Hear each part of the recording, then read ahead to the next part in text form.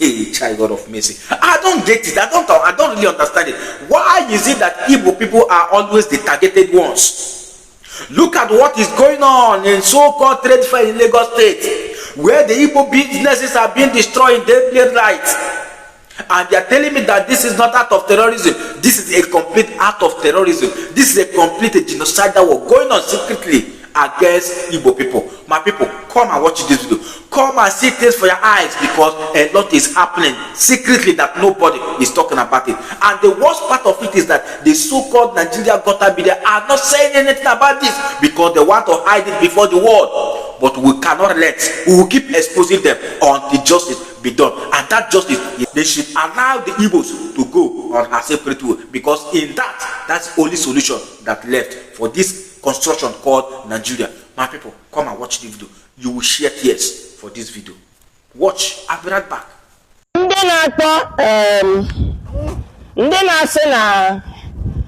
IPOB bandits, terrorists. This is an act of terrorism. Thank you. Right? This is banditry. Onye biara were ihe na atụrụ ihe mmadụ ibie ekwe aka. No notice, no is a terrorist. The fellow now stand there, charges maka na for Nigeria zoo. Kedu ihe ga-akpọ nke? Na Nigeria wo obodo a fellow countryman ga-asị gị na this is my region, this is my land. It's only in an animal kingdom, in a jungle, where a lion should eat another animal and go scot-free. And now in Nigeria, where a fellow countryman will boldly threaten a whole tribe, is not a terrorist. Although not threatening a whole nation, the Igbo land, he is not a terrorist. He is walking free and has been given an appointment. Asare Igbo came out in the television to tell us that he was contracted by the federal government to cause mayhem. People like Ikenga did not sit and react to it. Cash did not sit and react to it. Joy Boke, the father of them all, did not sit to react to it. But Nnamdi is in detention. And IPOB that have declared themselves as a peace, they want to get their freedom peacefully. So many of our children have been murdered today because of that. And now this is an extension of what is happening in the southeast, because so many people will die out of this. Only the last card there,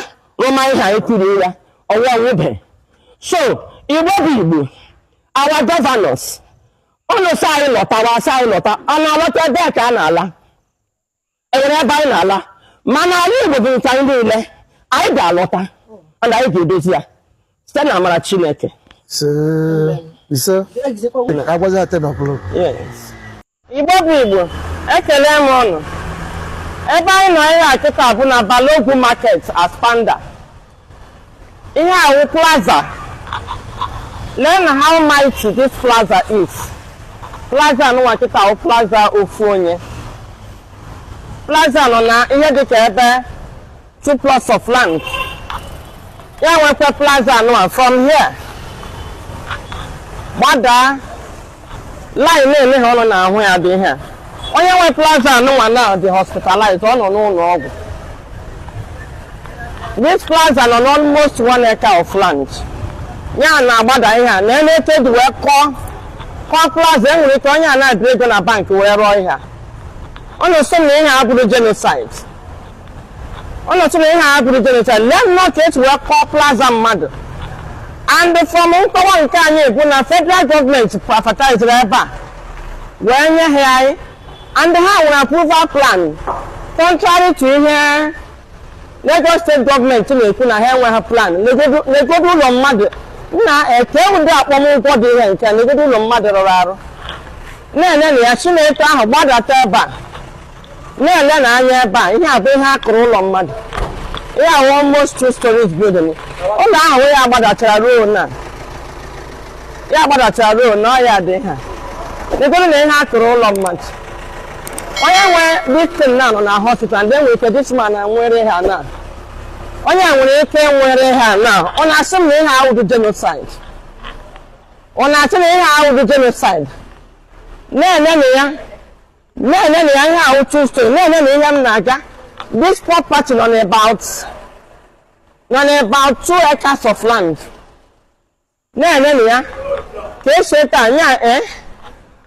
Almost have the mass murder can done commit. They have started the genocide. Unfortunately, never am maybe they another genocide. The Lagos state government now commit genocide against Igbo. Makanonya we property and no now. Onya now gas survive kwa ihe. We can work now. Rebecca mother pata no dey go onya ga won ego bi na bank. So automatically what can have property or have ego ichekwa ego na bank. No, our property match. No notice, no nothing. They destroyer in the match. Yeah, we don't do one again. So you both people. Ever no. Now no room. Come on, later, no, 24 Senemaka. The governors, in the Senate, in the world, hand this or one of Sunday, and Governor Mahi. Governor Mahi can achieve president to 2039. Ebu chazen ndị ga-achịkwa ebu chazen ndị Igbo kedu platform ị ga-eji achọ ọchịchị. Anyị na-eme na expect na na-ekwechite ichi ọnụ n'okwu a. Na Lagos state government na commit mass murder. Here, another genocide in disguise. Another genocide of ndị Igbo is ongoing in Nigeria right now. Ihe ahụ property murder, ihe property nọ n'ụlọ ọgwụ. Onye anwụ ọchịta ka ihe a ga-akpọ agaghị report. So Igbo Igbo lite na ebe ọbụla nọ ọ bụrụ na ha chọọ ọzọ na Nigeria ha gwa anyị ka anyị laba enweghị mgbe anyị ji chọọ Nigeria chọọ ọnọ ya ka arụ ibe biko tụsaa na ihe a ndị Igbo n'obodo oyibo biko kpọwa na anyị dị na Trump kpọwa na anyị ndị France kpọwa na anyị ndị ọcha ọbụla sọsọ ndị Israel ka a na-egbu na-ese egbu ndị Igbo na-enwere mass genocide of ndị Igbo right now in Nigeria a na-agba anyị n'ụlọ a na-agba anyị na Lagos ndị Lagos chọrọ commit genocide against ndị Igbo and they have slowly started it ọnụ gbazia nkịtị egbukpọzie ụmụ ụlọ amazie ụmụ platform ga-eji na-achọ ọchịchị ndị iwu. Have you seen it? When we told you that this is the complete genocidal war, don't doubt it, because this is the complete act of terrorism. Is there any other thing different between terrorism act and this particular act? There's nothing different. A government that will allow you to establish your businesses and your investment, then end of it, they will come in daybreak and start destroying without any quick notice. What an injustice! What a country! What a shameful act, my people. The hatred is over too much. The hatred is too much over Igbos, my people. What we done? What we done? What is the crime of an Igbo man? The crime of an Igbo people, that Igbo people are industrious. That is the crime. Today, look at Igbo people are always the victimized ones. The hatred against Igbo people are so much. What is the crime? The crime of an Igbo man is that Igbo man are so industrious. The crime of an Igbo man is that Igbo man always hustling hard to make sure that he put food on the table of his family. That is the crime of an Igbo man. Today, look at what the Igbo people are gotten in return in the name of one Nigeria. My people, share this video. Spread this video because they want to hide this video for the world, not to see the evil that is going on. They have been fighting this war since 1967 to this very moment, and they are not giving up anytime soon. Then why are we still allowing ourselves following these people foolishly? The only language that these people hear most is destroy me, I destroy you. That is the only language that the Nigerian government hear. When you keep quiet while they are destroying you, you will not get any justice. You will keep getting destruction in return because it is a blind game. It is a calculated game. They have planned it long time ago. The federal government are involved using the so-called Lagos state as an instrument to perfect their game. My people, wake up. Wake up and stop being victimized. Wake up and stop being victimized. Support the restoration of Biafra. Support the Biafra. Stop being one Nigeria.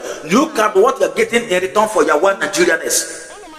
The one Nigeria is not working and it cannot work.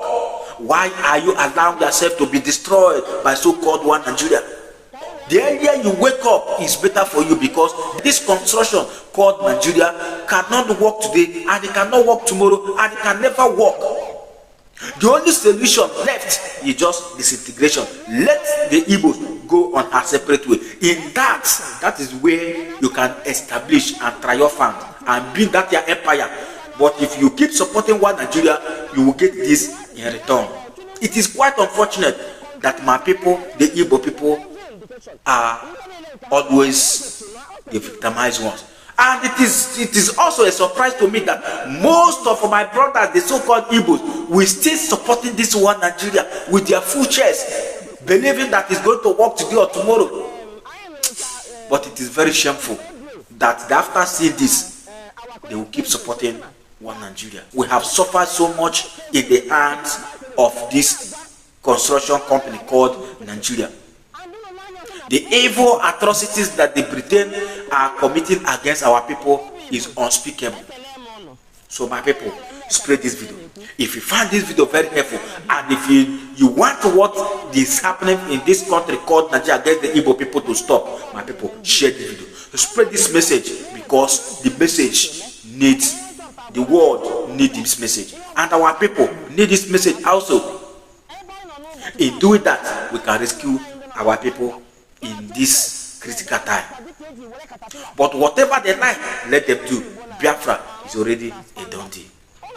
My people, share this video, share this message, and don't forget to touch your hand for the subscribe button, like, and turn on the notification bell, so that whenever we upload a new video, you'll be the first person to be notified.